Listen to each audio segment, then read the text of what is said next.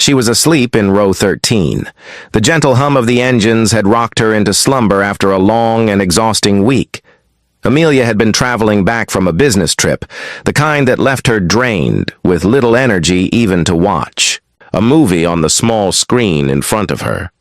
She had slipped her jacket over herself, tucked the airline blanket close to her chin, and drifted off while the cabin bustled with the quiet life of strangers in transit. Her dreams were soft and fleeting, full of fragments from home, until the sound of a chime pierced through the air. Then came the captain's voice, calm but carrying an unmistakable edge of urgency. "Ladies and gentlemen, this is your captain speaking. If there is anyone on board with flight experience, anyone who is a pilot, please make yourself known to the crew immediately." The words seemed to hang in the cabin like smoke.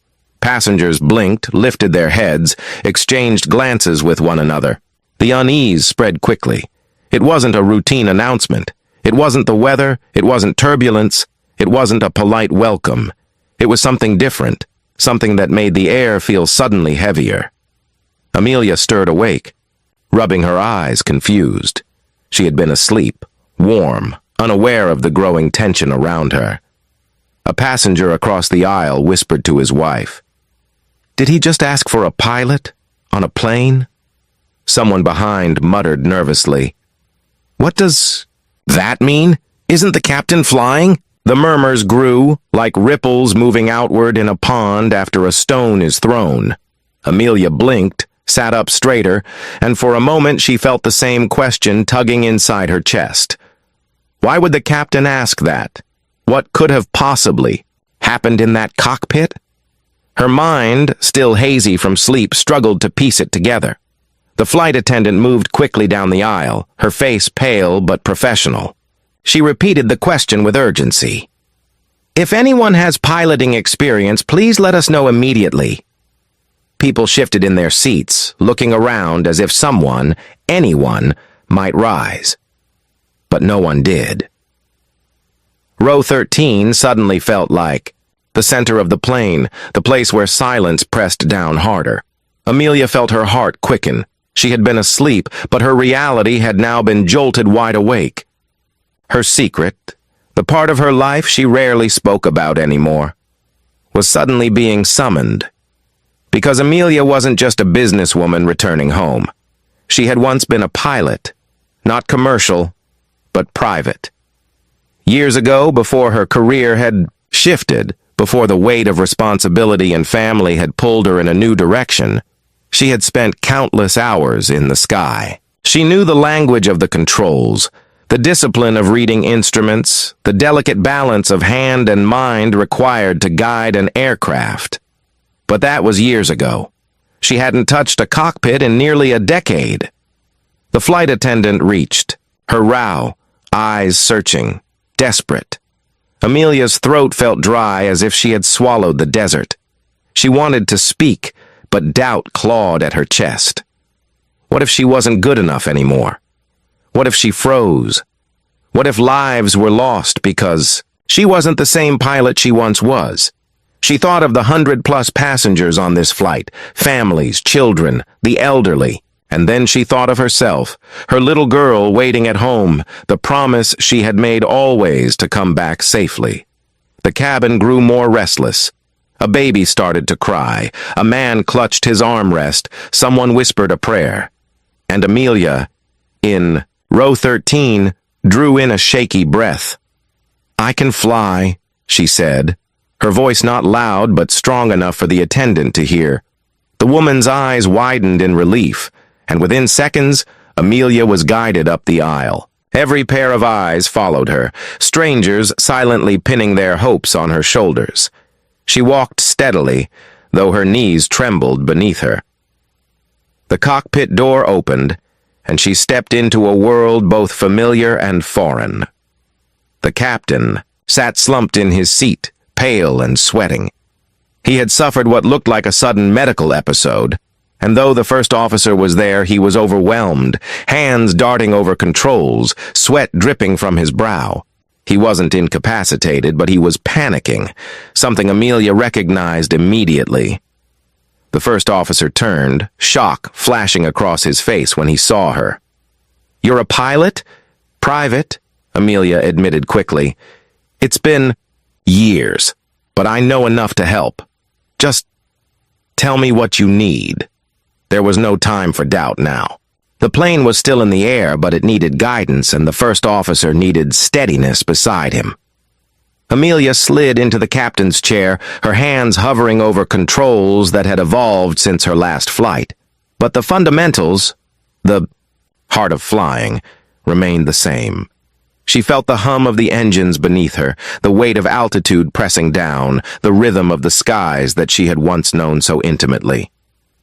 And something inside her, something she thought she had lost, sparked alive again. The first officer began rattling off procedures, and Amelia listened carefully, nodding, her hands steadying the course.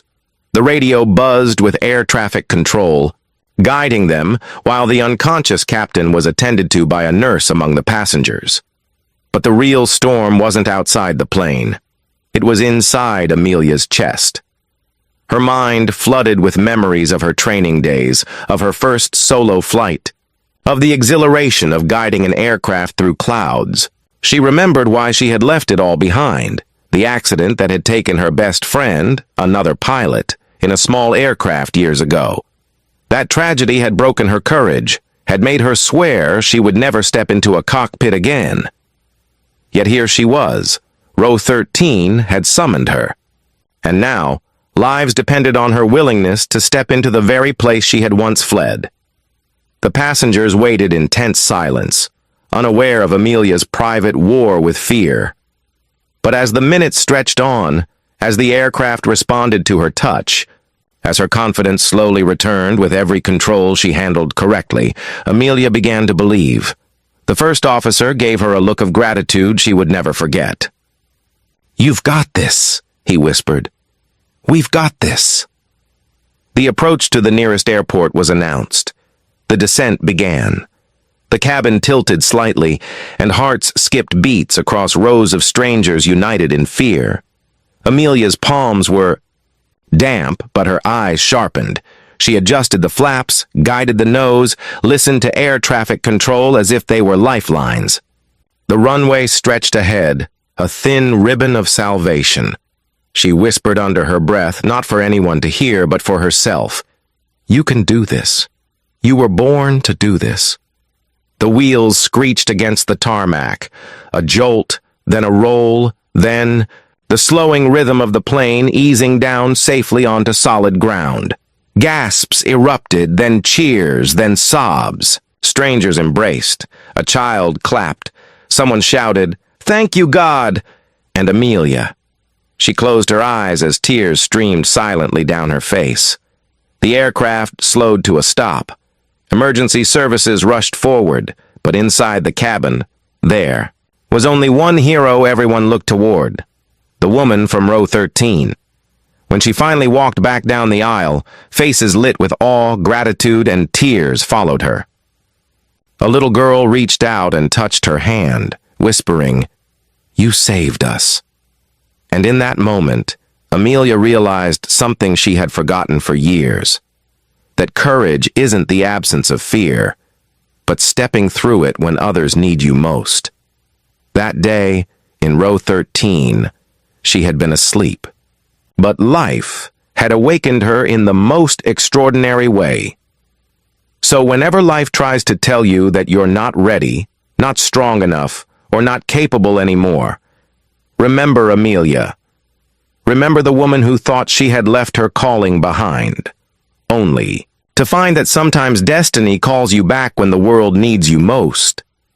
And maybe, just maybe, the same is true for you.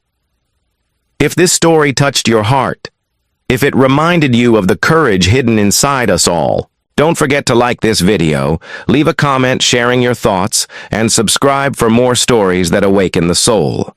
Because sometimes, one story can change the way we see our own lives forever.